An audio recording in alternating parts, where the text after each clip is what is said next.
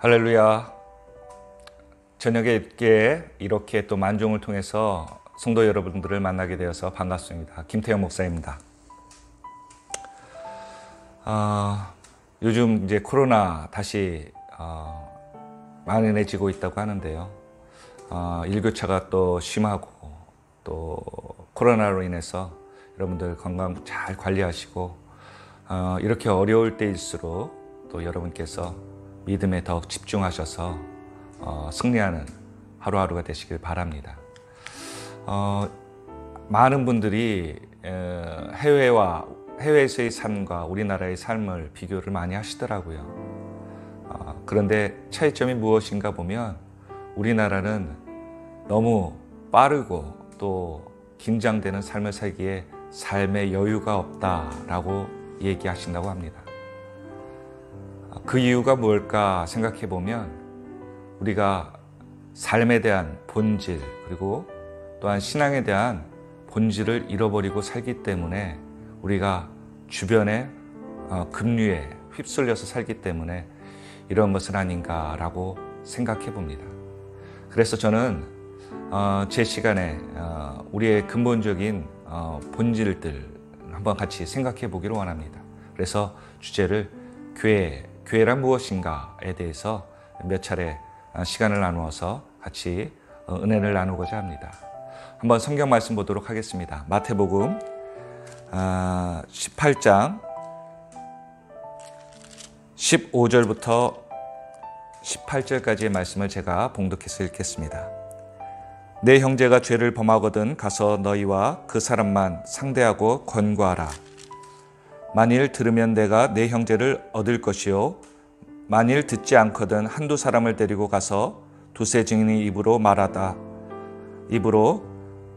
확증하게 하라. 만일 그의 말도 듣지 않거든 교회에서 말하고 그의 말도 듣지 않거든 이방인과 세례와 같이 여기라. 진실로 너희에게 이르노니 무엇이든지 너희가 땅에서 매면 하늘에서도 매일 것이요 무엇이든지 땅에서 풀면 하늘에서도 풀리리라. 아멘.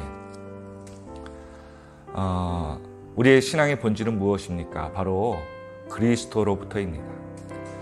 그리스도는 이 땅에 오셔서 우리의 죄와 또한 사명을 위해서 그분이 죽음과 부활을 하셨습니다. 그렇지만 그 전통을 또한 신앙의 신념을 누가 이어가느냐라고 본다면 그리스도인이요 또한 교회가 이어간다라고 볼 수 있습니다. 그러기에 우리는 우리의 이 어려운 시대 또한 우리의 정신을 잃어버리고 혼탁한 세대에 우리의 본질을 찾기 위해서는 교회란 무엇인가를 다시 한번 깊이 상고해 볼 필요가 있습니다. 교회의 어원은 불려낸 자, 불림을 받은 자라는 에클레시아라는 의미를 갖고 있다고 하죠. 그래서 세상으로부터 구별된 자라고 이야기를 하고 있습니다. 크게는 교회는 우주적인 교회와 또한 이 땅에 있는 지역적인 지상의 교회로 나누어진다고 합니다. 즉 지구를 볼 때 지구를 큰 교회로 보면 그 안에 성도들이 있다라고 해서 교회를 하나의 우주적인 교회로 지구를 우주적인 교회로 볼 수 있죠.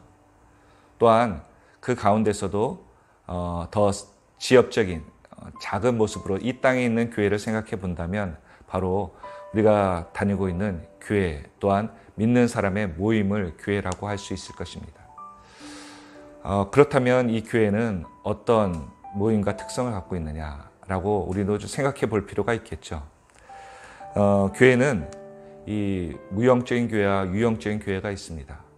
내가 신앙의 고백을 해서 모이는 이 유형적인 교회와 성령께서 예배하셔서 기름 부으심을 받은 무형의 교회가 있죠.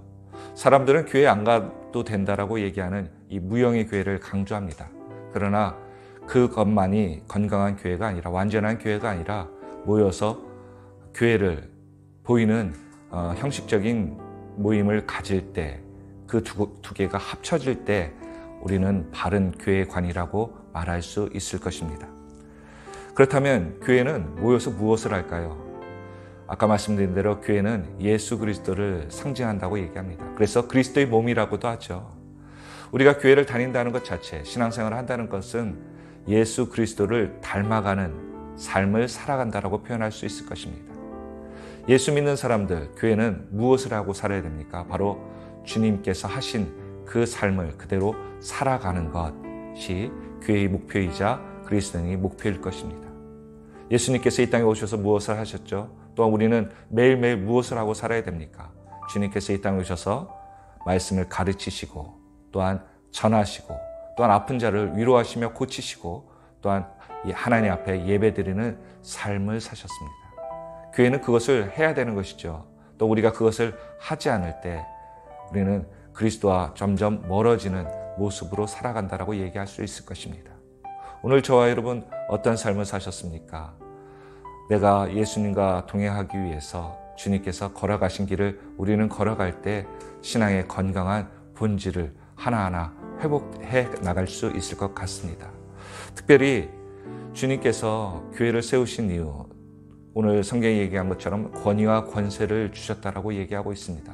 세상의 모임과 다른 이유는 바로 하나님께서 주신 권세가 교회에 있기 때문입니다. 왜 권세를 주셨을까요? 바로 교회는 세상의 악과 구별되는 모습을 가져야 되기 때문입니다. 그래서 교회 안에서는 불합리하고 또한 악한 것들이 자리 잡지 못하도록 교회는 권세를 가지고 그것을 분별해야 되고 내쫓아야 됩니다. 또한 교회는 예배의 능력을 갖기 위해 하나님께서 우리에게 권세를 주셨습니다. 그리고 섬김의 본을 보이기 위한 권세도 필요한 것이죠.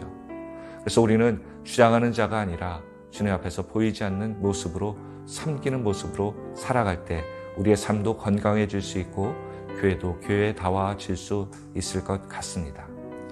오늘 하루 주님께서 주신 그 권세를 가지고 사셨다면 여러분은 승리하는 삶을 사셨을 것이고 하나님이 기뻐하시는 삶을 사셨을 것입니다. 또한 그렇게 못 사시더라도 오늘 이 시간을 통해서 다시 한번 주님의 마음을 발견해서 우리가 그리스도의 몸으로서 건강한 삶을 회복하고 또한 그 모습이 모이는 성도들이 모일 때 교회는 더욱더 건강하고 아름다운 교회가 될 줄로 믿습니다. 이런 모습에 이 어려울 때 더욱더 우리가 목표와 본질을 회복하여 승리하는 저와 여러분 모두가 되시기를 예수 그리스도의 이름으로 부탁드립니다. 기도하겠습니다. 할렐루야. 하나님 감사합니다. 오늘 하루도 주의 말씀과 주와 동행하여 승리하는 성도님들 한 분 한 분을 주님께서 기뻐하시고 또한 세상에서 슬퍼할지라도 다시 한번 이 시간 주님 앞에서 위로받고자 달려나온 귀한 성도님들 한 분 한 분에게 하나님께서 친히 위로하여 주셔서 오늘 하루의 삶 가운데도 위로의 말씀으로 함께하여 주시옵소서. 우리의 삶 가운데 주인 되시는 예수 그리스도의 이름으로 간절히 기도하옵나이다. 아멘. 오늘 하루도 수고하셨습니다.